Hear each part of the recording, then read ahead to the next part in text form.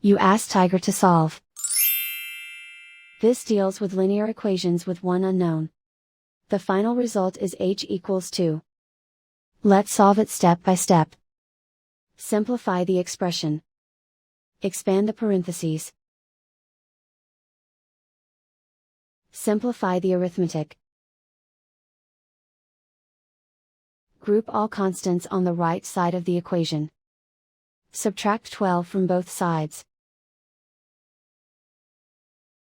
Simplify the arithmetic.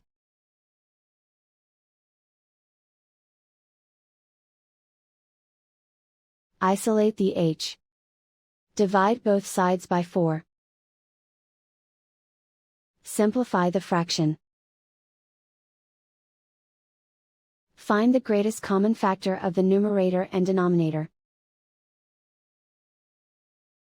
Factor out and cancel the greatest common factor.